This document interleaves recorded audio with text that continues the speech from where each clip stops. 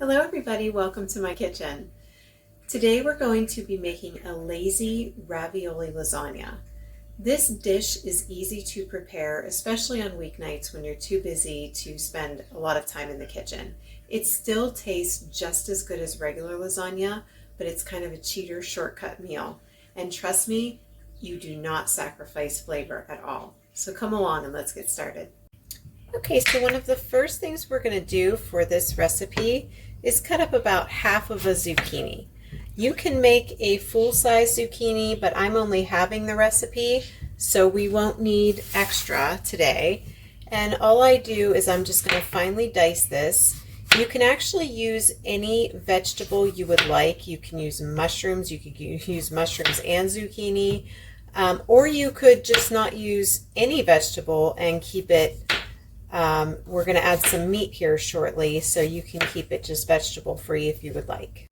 Okay, so we're just going to finely dice these into smaller pieces and we will incorporate this into our sauce. I love the fresh vegetable flavor, especially during the summer when, vegetables are in season, and it gives this a fresher taste, I think. Okay, next we're going to dice up, same thing as the zucchini, we're going to dice this kind of small. I got the spicy Italian from Aldi, the Aldi brand. You can use a mild Italian, you can use different flavors of sausage they have, but I would go with an Italian one, and they finally have the spicy at Aldi, and I can't wait to try it. Okay, so we'll take and finely dice this. And also what you could use, I like the chicken sausage because I like to keep things really light, but you could actually use the bulk Italian pork sausage, spicy or regular, and that works fine too. I'm just trying, I do a lot of fitness and I'm trying to keep it lean. And my stores around, I live in a really rural area, and they do not sell the bulk chicken sausage unless it's in the breakfast blend, which I didn't want to use a breakfast blend here. I guess you could. I've used breakfast blends in, pizzas when I do those at home. So I guess you could do that, but for now I just got the Aldi. Next, what we're going to do is we're going to spray a pan with a little bit of, I use the olive oil spray from Sam's Club. You could use any of the sprays. You could use the regular Pam. You could even use olive oil. And what we're going to do is saute our zucchini and sausage until the zucchini is pretty soft and tender and the sausage is cooked up. And that will give it a nice cook down. Probably take about 10 minutes. Okay, now that that's starting to cook down a little bit, it's starting to really get good here. We're going to add 1 teaspoon of garlic. I love this pre-made garlic. I get this one at Aldi. It's just sometimes easier than chopping, and sometimes we just need to save on time, right? So we'll add a little bit of garlic in here to give it a lot of good burst of flavor. And then we're also going to add a half a teaspoon of onion powder and 1 teaspoon of Italian seasoning. And I have those right in here, and I'll just sprinkle it over. And that will give this mix a nice burst of flavor. Okay, next, the last step of this is to add your pasta sauce. You could use any pasta sauce you want. I'm using the Rizzo's Malabar Inn. This is 24 ounces. You don't have to use the full jar. Whatever your liking is with your family. I don't like it too dry, but I don't want it, completely immersed in sauce either. Now remember, you're going to be using this over the whole lasagna, so you may want to use, I'm going to use most of the jar. I'm going to leave a little bit and see if I need any later. Another quick idea, if you want the traditional beef lasagna flavor, you can do that.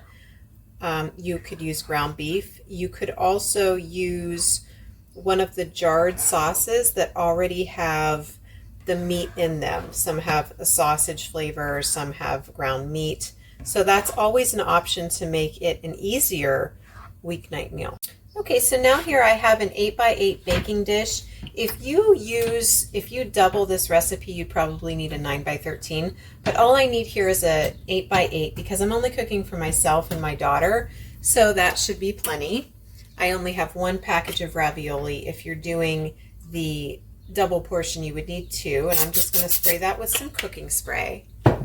And then your first layer is going to be a sauce layer, sauce and meat, to make sure you keep the bottom of the pan with liquid or else the ravioli will burn. So we're just going to add that sauce layer at the bottom. Okay, next I'm going to take my ravioli. I have the Giarusa brand. This brand is actually local to us. It's made in Youngstown, Ohio. I live not that far from Youngstown, Ohio. I live in the country, but not that far. And then we're just going to take our ravioli and we're going to layer a couple here and there. They don't have to be perfect. You just kind of get them in a nice layer here. And then we're going to proceed to add some more sauce. Make sure they're covered.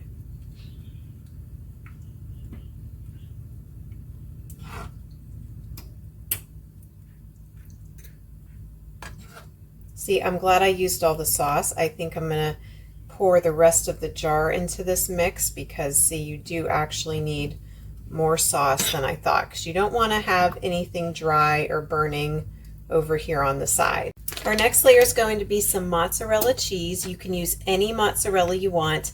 I am using the fat-free only because I tend to do more fitness recipes and the fat-free has a lot of protein.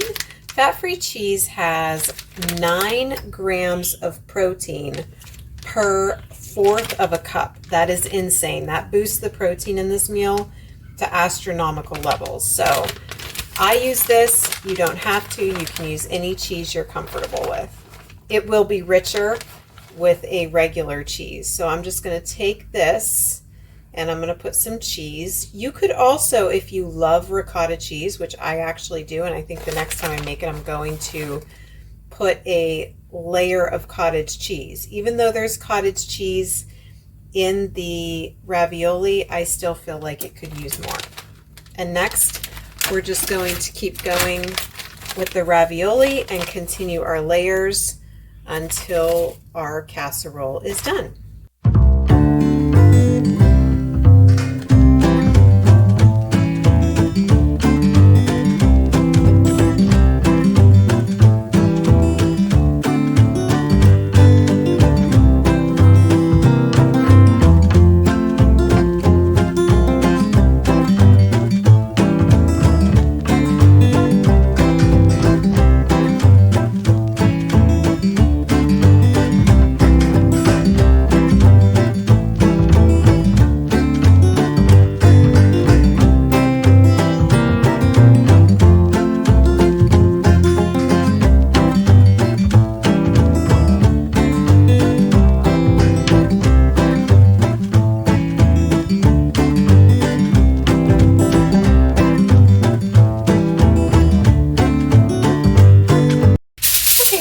Casserole is all layered. We're just going to add some foil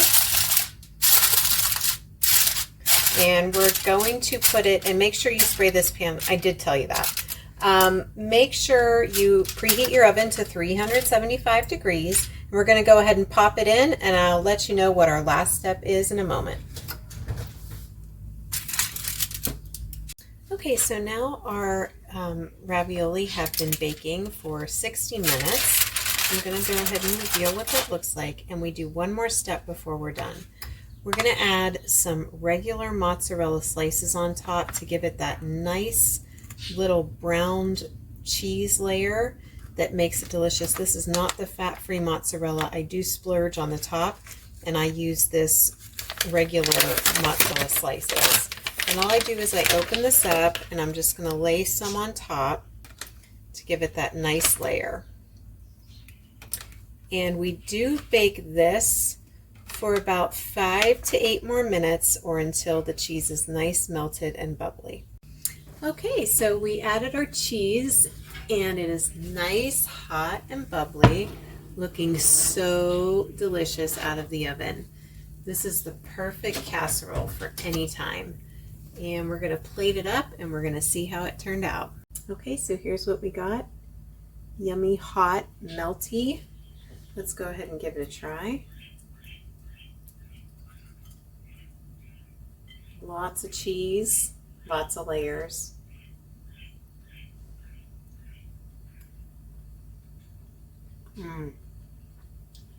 That's really good.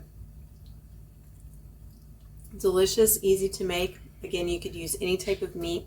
You can use beef, you can use sausage, you could leave it meatless, you could use more veggies, you can do whatever you want with this dish. It's so versatile and perfect for a weeknight. And use up, if you have some frozen cheese ravioli, you can use that up if you have some in the freezer waiting to be used. Thanks for watching. I'll see you next time.